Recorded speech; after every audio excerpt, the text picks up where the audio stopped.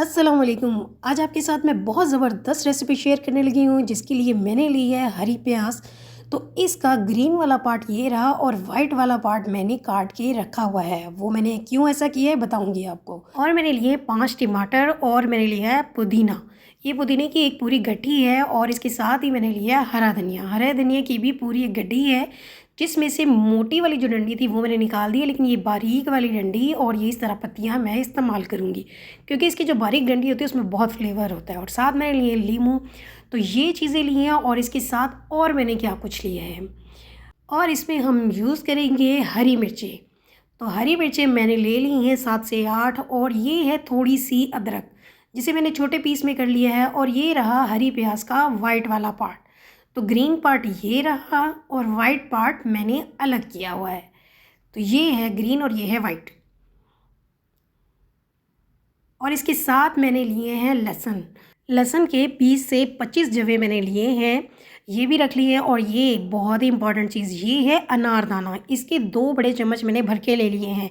ये खुश्क वाला अनारदाना जो होता है ये है, ये बहुत ज़बरदस्त है और ये बहुत ही हाज़मेदार चीज़ है। तो हम इस रेसिपी में अनारदाना भी इस्तेमाल करेंगे लाजमी। अब हम क्या करेंगे, सबसे पहले हम अनारदाना को कूट लेते हैं।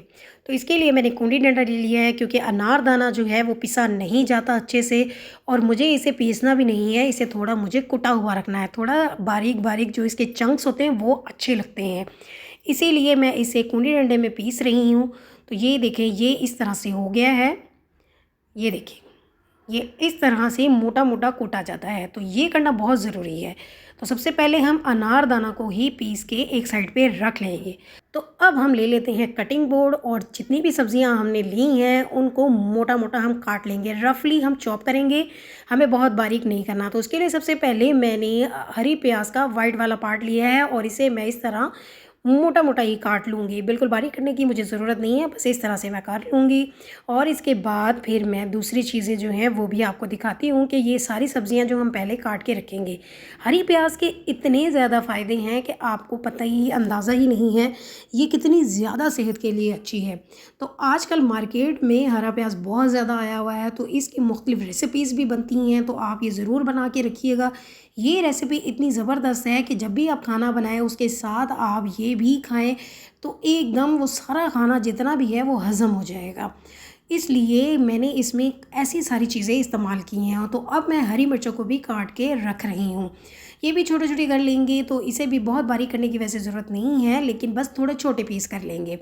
और इसके अलावा मैं आपको बताऊं, आजकल जैसा कि विंटर चल रहा है तो इसमें बहुत ज़्यादा सर्दी होती है और इसमें ये होता है कि बीमारियां बहुत ज़्यादा बढ़ जाती हैं। तो उसके लिए हमें ऐसी अपनी खुराक कर लेनी चाहिए कि जिससे हमें सर्दी बहुत ज़्यादा ना फील हो। तो हमें अपनी सेहत का भी ख़ास ख्याल रखना चाहिए। तो उसमें हमें लहसुन और अदरक और अनारदाना ये चीज़ें बहुत ज़रूरी हैं। इसमें कोई भी ऐसी चीज़ नहीं है जो मैं कहूँ कि ज़रूरी नहीं है, इसीलिए मैंने सारे इंग्रेडिएंट इसमें ऐसे ही यूज़ किए हैं। तो अब मैं हरी प्याज जो है, इसका हरा वाला पार्ट वो भी मैं काट के एक साइड पे रख रही हूँ। तो पहले इन सब्जियों की कटिंग कर लीजिएगा। तो ये जो होता है ना लहसुन, इससे क्या होता है कि ब्लड जो है वो हमारा थिन रहता है, मतलब पतला रहता है, वो उसे गाढ़ा नहीं होने देता। और आजकल के मौसम के हिसाब में ये बहुत ज़रूरी है कि हम अपनी खुराक इस तरह से इस्तेमाल करें कि खून गाढ़ा नहीं होने पाए। तो इसके लिए लहसुन और अदरक, पुदीना, धनिया, टमाटर, हर चीज़ जो है इसके बहुत ज़्यादा बेनिफिट हैं। हर एक के अलग अलग अगर मैं बताने लगूँ तो बहुत ज़्यादा वीडियो लंबी हो जाएगी। तो बस यही है कि इसमें जितनी भी चीज़ें इस्तेमाल हुई हैं वो सेहत के लिए बहुत ज़रूरी हैं। तो इसीलिए ये रेसिपी ख़ास आज आपके लिए मैं लेके आई हूँ। तो अब मैंने ले लिया है एक चॉपर और चॉपर में सबसे पहले हम ये जो मोटी वाली चीज़ें होती हैं, जो हार्ड होती हैं, जो अच्छे से नहीं पिसती, वो पीस लेंगे। जिसके लिए मैंने अदरक डाली है, हरी मिर्ची हैं, लहसुन डाल रही हूँ और प्याज का, हरी प्याज का जो वाइट वाला पार्ट है वो डाल रही हूँ। यही वजह है कि मैंने वाइट पार्ट को अलग से काट के रखा था और उसे मैंने अलग ही डाल रही हूँ। तो पहले हम इन चीज़ों को चॉप कर लेंगे, उसके बाद जो बाकी की चीज़ें रह जाएंगी वो हम बाद में चॉप करेंगे। अगर हम तो सारी चीज़ें एक साथ चॉप कर लेंगे तो फिर ये वाली चीज़ें जो हैं ये थोड़ी हार्ड होती हैं, ये अच्छे से बारीक नहीं होंगी। और साथ ही यहाँ पे कुटा हुआ हमने अनारदाना भी डाल दिया और 1 चम्मच हम नमक डाल देंगे। इस स्टेज पे नमक डालने से ये फ़ायदा होगा कि हरी मिर्चें अच्छे से बारीक हो जाएंगी।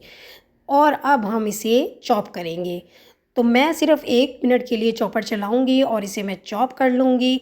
और जब ये अच्छे से बारीक हो जाएँगी चीज़ें तो इसके बाद फिर हम बाकी चीज़ें इसमें डालेंगे।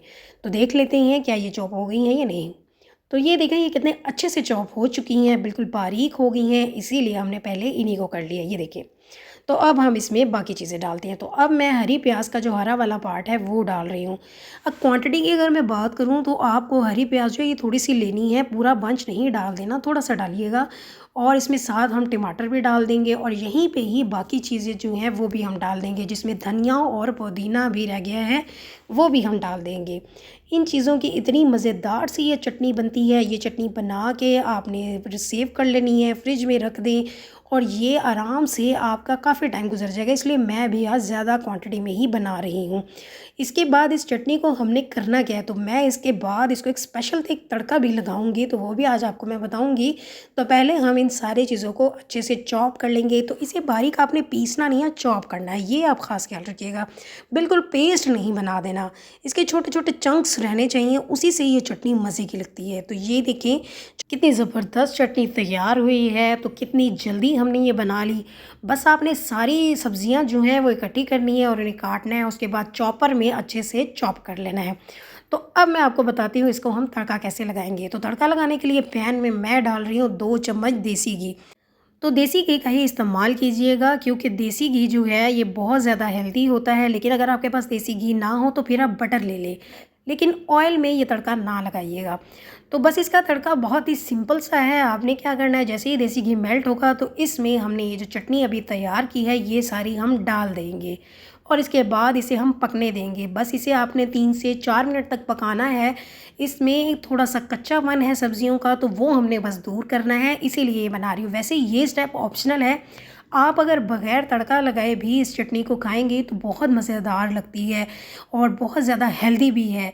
लेकिन अगर आप इस तरह तड़का लगा लेंगे तो इसका अपना टेस्ट है, तो आपकी अपनी चॉइस है, अब आपको तड़के वाली खानी हो या बग़ैर। अब जैसे आपको अच्छी लगे, ये वैसे ही बहुत हेल्दी और बहुत ज़बरदस्त है। तो जब भी खाना खाएं साथ आप इसके 1 चम्मच या 2 चम्मच रख लें, साथ ये ज़रूर खाएं।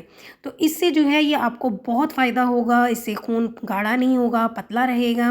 और ये देखें ये पक रही है, इसे मैं बस थोड़ा सा इसका पानी ड्राई करूँगी, बहुत ज़्यादा बिल्कुल ड्राई नहीं कर दूँगी। और यहाँ पे मैं डाल दूँगी अब इसमें 2 चम्मच लेमन जूस के।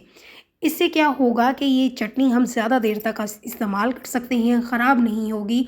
1 से 2 महीने आराम से फ्रिज में आप रख सकते हैं। तो जब भी खाना खाएं आप ये यूज़ करें साथ।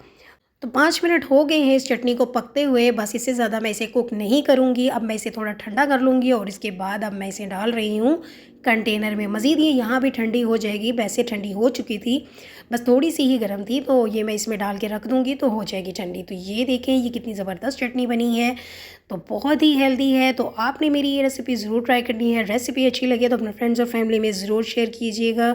और अगर अभी तक आपने मेरे चैनल को सब्सक्राइब नहीं किया तो वो भी कर दीजिएगा।